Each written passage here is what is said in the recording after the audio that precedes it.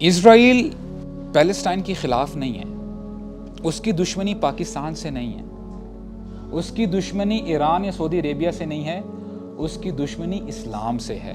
وہ چاہتے ہیں کہ ان لوگوں سے کسی نہ کسی طریقے سے امید کو ختم کر دیا جائے، ان کو نا امید بنا دیا جائے، ان کی ہوپ کو بریک کر دیا جائے۔ کیونکہ ہم بڑے بیزی ہیں اپنی پڑھائی میں، ہم تو شاید اپنی ہسٹری نہیں پڑھتے۔ ان کو پتہ ہے کہ مسلمان جب جاگتا ہے وہ کیا کرتا ہے۔ ان کو پتہ ہے کہ یہ وہ قوم ہے، یہ وہ امت ہے جو کہتی ہے کہ اگر تم نے یہ ظلم کو ختم نہ کیا تو ہم وہ مرد لے کے آئیں گے تمہاری طرف جن کو موت سے ویسی ہی محبت ہے جیسے تمہیں دنیا کی زندگی سے محبت ہے۔ ہم شاید بھول گئے ہیں لیکن یہ لوگ نہیں بھولے۔ ان کو پتہ ہے کہ مسلمان جب جاگتا ہے وہ کیا کر سکتا ہے۔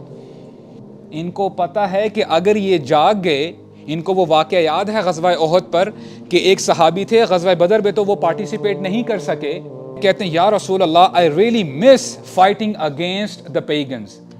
میں اللہ کی راہ میں شہید ہونا چاہتا ہوں، میں لڑائی کرنا چاہتا ہوں، میں اپنی قربانی پیش کرنا چاہتا ہوں۔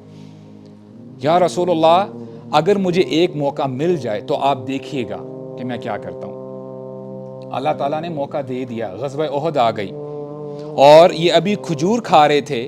سعد بن معاذ ان کے ساتھ ہیں، کہتے ہیں سعد تمہیں پتہ ہے مجھے احد کی طرف سے جنت کی خوشبو آ رہی ہے۔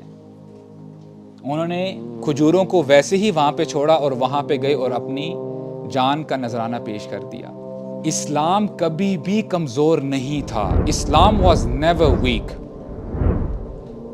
لا الہ الا اللہ محمد رسول اللہ کبھی بھی کمزور نہیں ہو سکتا۔ اس سے پاورفل سٹیٹمنٹ نہ تھی، نہ ہے، نہ ہوگی۔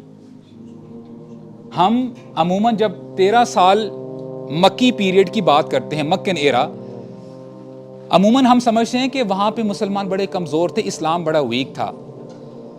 اور آپ اگر ہسٹری جانتے ہیں اور اگر آپ نے سیرت پڑھی ہے، آپ کو پتہ ہے کہ Muslims they did not have mainstream media، ان کے پاس کوئی آرمی نہیں تھی، اور کتنا پروپیگنڈا کیا جا رہا تھا کہ رسول اللہ صلی اللہ علیہ وسلم کو کیا کچھ نہیں کہا گیا، یہ ساحر ہے، یہ کذاب ہے، یہ مجنون ہے۔ جیسے آج مسلمانوں کو کیا کہا جاتا ہے؟ these people are extremists، یہ فنڈامنٹلسٹ ہیں، ان کی باتوں میں نہ آنا۔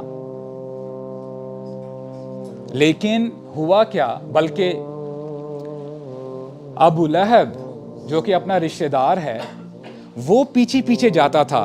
رسول اللہ صلی اللہ علیہ وسلم دین کی دعوت دے رہے ہیں اور ان کا چاچا پیچھے کہتے ہیں کہ اس شخص کی بات نہ سننا، یہ بندہ جھوٹ بول رہا ہے۔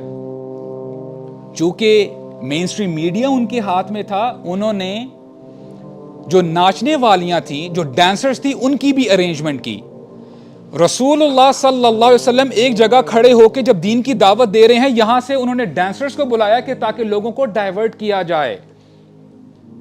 تو یہ ڈائیورژن کوئی نئی بات نہیں ہے، مسلمانوں کو سلانے کے لیے کوئی ابھی سے اسٹریٹجیز نہیں بنائی جا رہی۔ نوجوانوں کو سلانے کے لیے بہت عرصے سے اسٹریٹجیز بنائی جا رہی ہیں، اور یہ جو سوشل میڈیا ایپس ہیں جس میں آپ گھنٹے گھنٹے، انفارچونیٹلی بندہ ریلائز بھی نہیں کرتا کتنا ٹائم ضائع کر دیتا ہے۔ اور جب آپ ایک ایپ سے اک جاتے ہو، آپ تھک جاتے ہو کہ ٹھیک ہے جی something new should come، if Facebook was not sufficient, was not enough، تو پھر وہ انسٹاگرام آپ کے سامنے رکھ دیتے ہیں۔ اگر اس سے دل بھر جائے تو سنیپ چیٹ بھی اویلیبل ہے۔ if that is not enough، پھر ٹک ٹاک پر بھی آپ جو ہے اپنا ٹائم گزار سکتے ہو۔ And I'm telling you for the very fact، یہ لوگ یہاں تک نہیں رکیں گے، یہ آپ کو سلانے کے لیے اور بہت کچھ کریں گے، کیونکہ ان کو پتہ ہے کہ لا الہ الا اللہ کی کیا طاقت ہے۔